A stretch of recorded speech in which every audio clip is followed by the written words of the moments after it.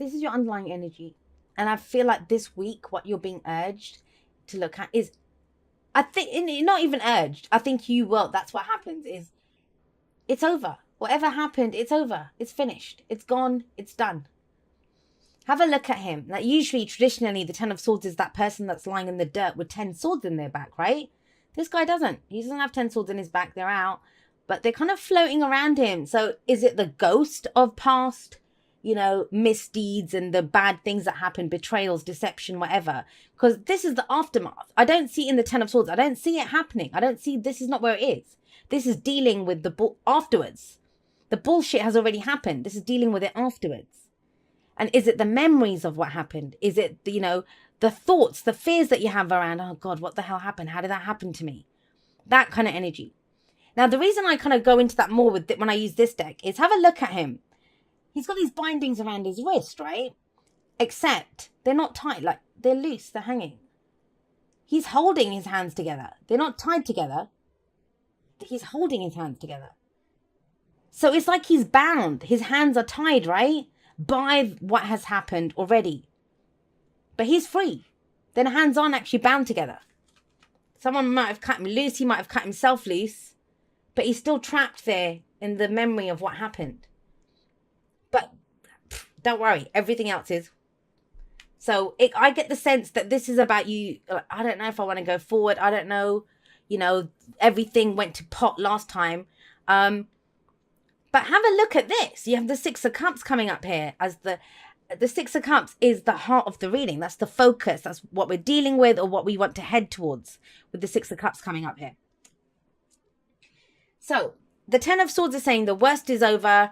It's time to pull those swords out, and they're already out in this deck, and move forward. A new day is dawning. It's time to begin something new now, to begin a new cycle. That cycle is completed. It's finito. We have 10 of Cups there as well.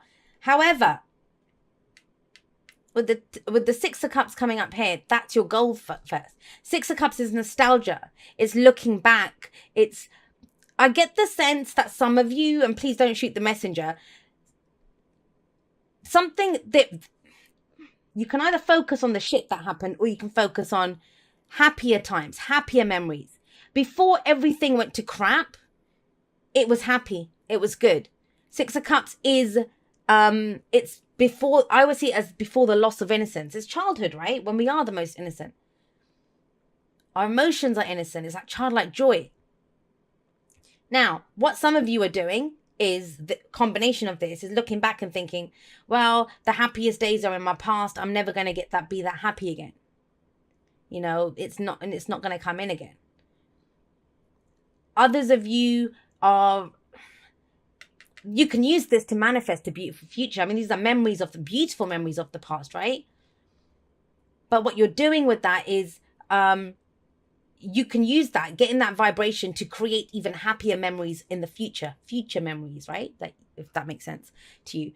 Things that are going to happen even better for you in the future, you manifest those from that. But what a lot of people do, like imagine you want a beautiful relationship. And I said to you, okay, remember the last time you were really happy in a relationship when you were really loved. So you might remember, I don't know, 3 exes back or something, that guy was, or that girl was the best person that I was ever with. And we go through it. Amazing Six of Cups. And then we get to the end. And it's like, don't go to the point where things went to shit or when things went wrong. Stick to the part where it was happy and good. Remember that. No one's asking you to take that person back. No one's asking you to do any of that. In fact, if this is Six of Cups can indicate someone coming back from the past. But it's happy memory. So please don't worry if this is an evil ex. And it's not going to apply to everyone. Because trust me, there's plenty of people out there that don't want anyone to come back from their past. They're good. They want something new. And 10s anyway show completions of cycles. So if in your case you are dealing with an ex and whoever is, I will say this to you. The biggest mistake most people make when they get back with their exes is they try to treat it like they did last time. And you're not. You're two different people. I don't care if you've been apart a week, 6 months, 6 years, 10 years.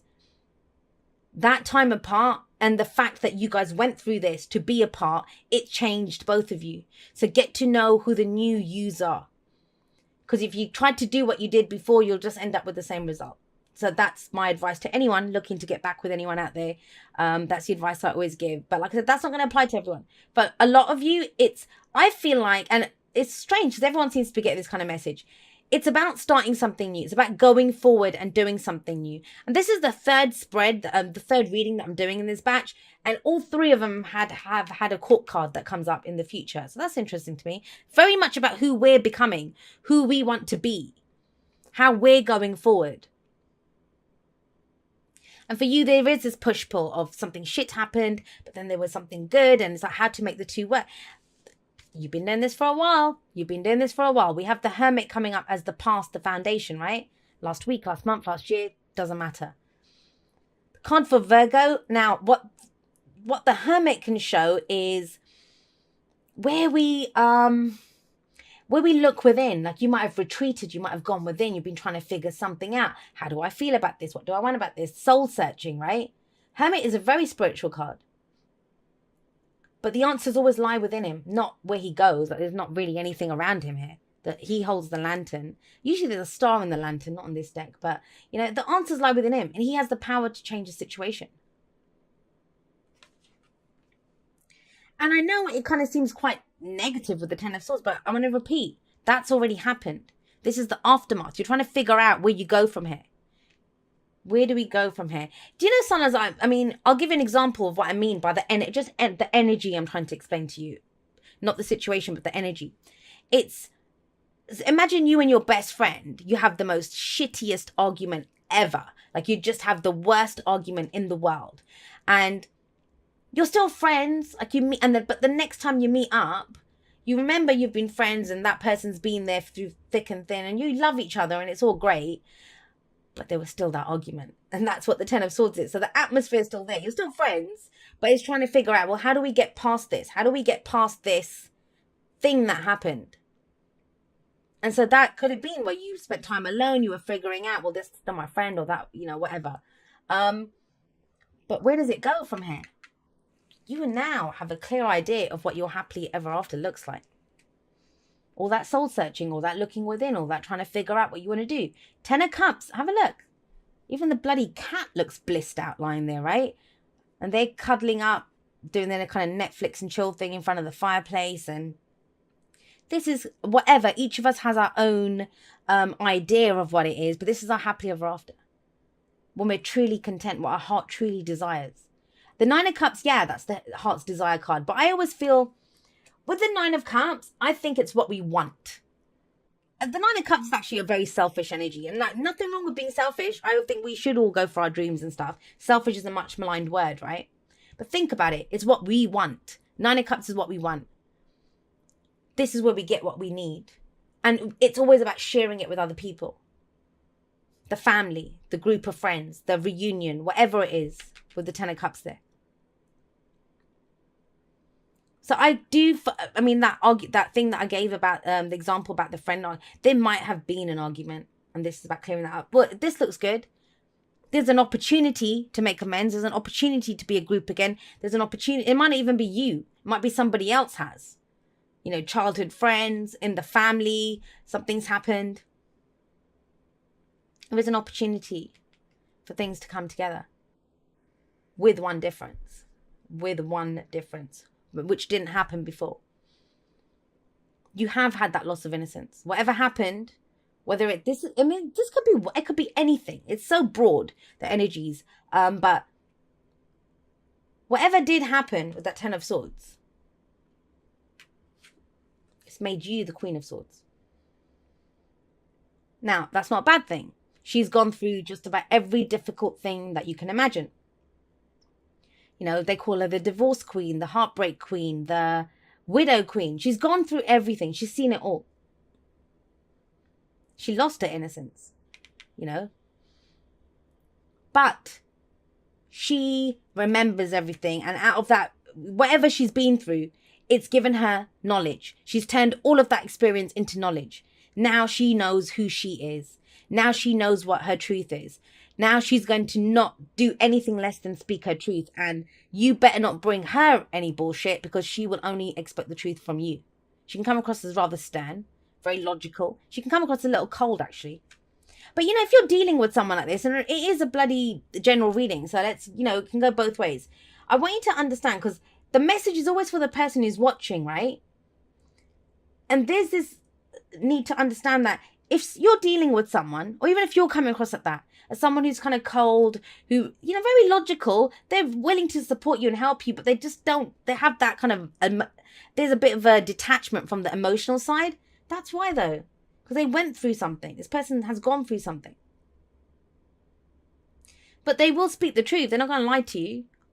They won't be harsh. They won't be cruel. But they just, they are a little bit more authentic than most people. And as much as people say they love the truth and they love authenticity, most people don't. Most people like politeness and fakery. Smile at me. Be nice to me, even if you don't really mean it. She doesn't do that. And I'd rather take the Queen of Swords over anyone, any day. Just be honest with me. It's fine. Might be uncomfortable for 5 minutes, but I can take it. And she's not gone through 5 minutes of discomfort. She's gone through all of this. But that's what it is. So if I want to say this, and I don't know why it's coming through like this, but I want to say this to you. For those of you that have been on the outs, whether with a group, a job, or some situation, or somebody has, right? Somebody has, it's general. It feels like there is a coming together here. They can come together here. But the communication has to be different, the style. There has to be this kind of honesty now. Even if you've known each other for the whole of your lives, it's a different way of communicating because people change. This has changed you as well. Now, if it's not about groups, because the Ten of Cups isn't only about that, it's telling you that out of this discomfort, out of this, whatever it was, the worst thing that happened, whatever it was, you now know what you do want. But there's 2 tens here. This is the completion of cycles. And so to begin something new, it's telling you to take the happy memories of whatever you went through, the joy that you felt, the great memories, take that with you. Go forward with your truth. And the advice is the sun. The sun is telling you whatever you went through here with the hermit, because it's sat underneath the hermit, that soul searching, you have seen great potential for happiness in something. Because when the sun shows up, it's a card of illumination. Everything gets revealed to us in all its clarity, in all its glory. It doesn't just get miraculously fixed. I was telling the Scorpios about this because they got the sun as well, but they got it in their present. And so the sun isn't that, oh my God, I'm just going to get everything that I ever wanted. No. Even the Ten of Cups isn't that. The sun is about seeing it. You see everything. And the example I gave the Scorpios was you go out into your garden at noon, the sun's out. It's going to reveal everything. Now you might see the potential. They're saying, oh my God, it would look so good if we had a gazebo over there. And it would look even better if there was a water feature. I'm not a gardener, you can tell. But, all of this kind of stuff. But it might also show you the weeds. Well, we need to pull the weeds out first. This is new ideas. This is creation. This is whatever you choose to focus on, you're going to give life to. You're going to give life to. But Sagittarius, I'm going to say this to you. Whatever this week, whatever happens, right? And for some of you, you will get a glimpse at the very least of, what makes you happy. There's an opportunity to do that with the Ten of Cups in the present. It's what you're going through. Some of you are just going to keep focusing on this. And I don't know what to tell you guys, the ones that do that. But those of you that can face and think, what would make me happy now? I know I'm in pain. I know I went through this shit. What can make me happy right now? Those of you that can do that, you will get a glimpse of the path to follow. You'll be shown, it will just be revealed to you because we have to look, right? We have to look. And it's very galvanizing because then you get this Queen of Swords energy, ready to go speak her truth, ready to be authentic, ready to go forward and get what she wants. And she'll only accept the truth from other people. She knows what decisions to make. She knows what questions to ask. She knows what information to get. She knows what to do with what people say to her. This is knowing energy. But it's looking for the potential first because these two lead to this. Future never just happens.